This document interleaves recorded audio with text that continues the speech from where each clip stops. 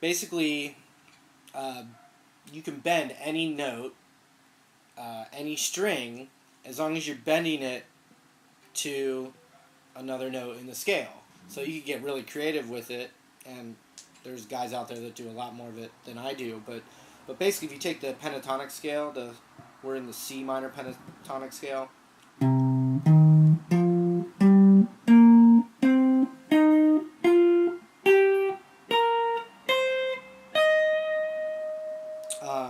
The most classic would be in that scale. The most classic would be on the G string, 1, 2, third string in the bottom.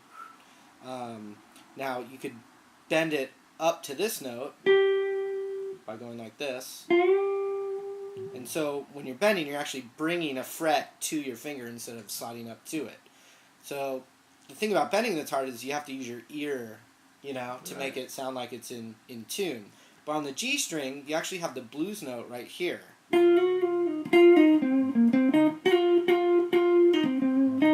Now the blues note, the thing about the blues note, the half step, is that it only sounds good when it's going to another note. So like if I'm on the blues note, it has to either slide up to the 5th degree is what it would be called, like, or sliding down to this one. And even that sounds cool, like, but it never really sounds good as, right, I mean, unless you're like going for like a fusion thing, you gotta move it in between. Yeah, like, like a diminished thing. But so anyway, you could bend the half step, but it's just gonna sound good if it's resolving back down to this note, or so like. But if you go, it's like waiting to do something. It doesn't sound good on its own. So you have to be like from the half step to the natural, or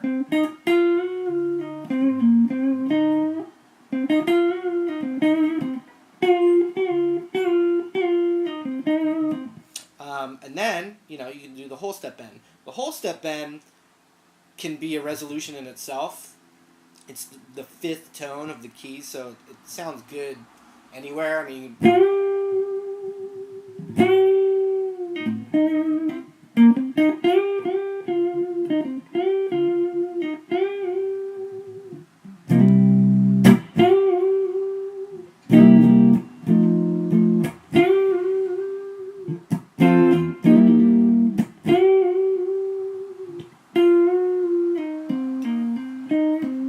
either one can work, but the whole step you can hold it. You can hold on it. Now the other, that'd be, the most classic. One thing that I've seen, a guitar teacher taught me, was bending this note, from this up to this one, just with one finger, like this way. Oh, okay. And I don't really do it much, but when he showed it to me, he made it sound really cool, like that kind of thing. That sounds good. Yeah, okay. And then another thing, the B string in that scale, well, the next note up from there is the root, which is the number 1 in the tasty zone. That. So I like sliding up to it. It sounds really good. But, one of probably the most classic is like, stadium filled.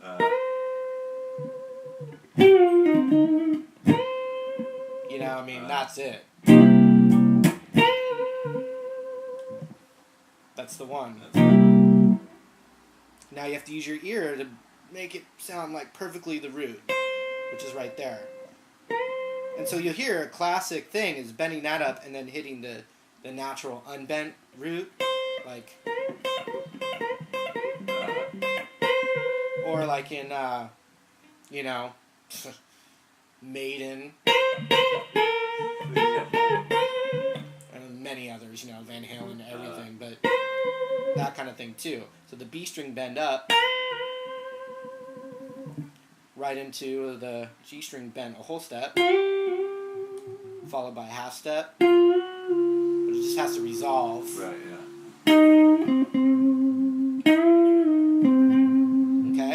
then you can bend the high E string right here.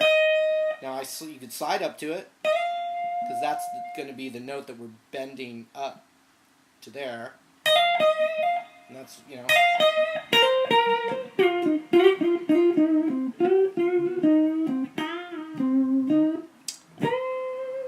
Get you right in a tasty zone right Yeah, that's it. That's it. It's a dangerous zone. You have to be buckled in. So anyway, we have this. Now we could get very... We're not doing that today. We're going to play real music today, alright? So we can take... Now when I bend, I like my ring finger. I have seen guys use their pinky. That's a little awkward. It's awkward. It's very awkward. I use my ring finger, so normally when I'm just playing the scale, I use my pinky. Anytime I bend one of these, I switch to my ring finger so I can get into my, just what I'm used to. So anyway, you can bend this note a whole step up. And I love it. You could even go, I mean, it's Stevie Ray Vaughan. I didn't invent this, you know, like, bend that up, and then get into the next position up, already bent up into that. So now you don't even know where you are, really. Like, you know, like, and, you know, you got the...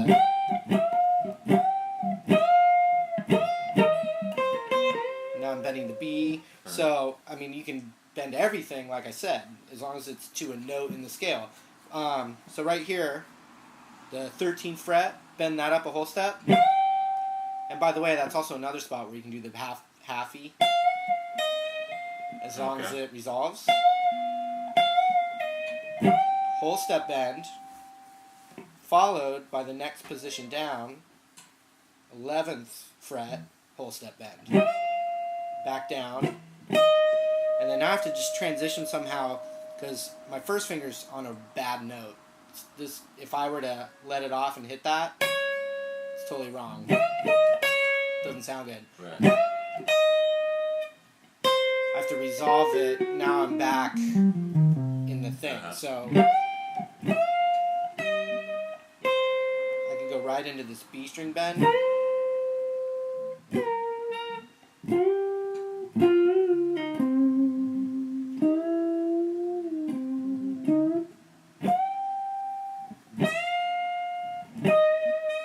That's just natural. B string bend. G string whole step. Half step. And obviously any kind of combination of any of them.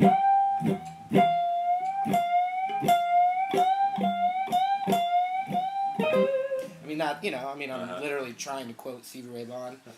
You know, and that was his favorite spot, you know. Whole step, half step, whole step. I mean, now's what that you'll hear him do it. Whole half bends. As long as it's resolving, you know. And then the last one, but this is, I should charge for this one. Not you, but the American people. Yeah, this is a Tasty Zone secret ingredient right here. The root. First finger on the root now. Now I'm like, I don't know what position I'm in. I don't know the scale anymore, but you can at least know that is, we're in the key of C, and that note right there is a C. It'll sound like home bass. You can do that, and then right there, a whole step higher, all three. It's going to be a whole and a half step bend, also known as a minor third. You know, and you have to make a... You gotta make your guitar face. And your shoulders have to go up like that. It's painful. It's painful. The dark side is like ravaging your body. And then you, so you go... Then...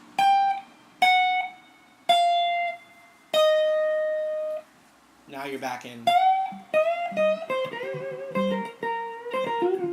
So they're meant to be mixed around.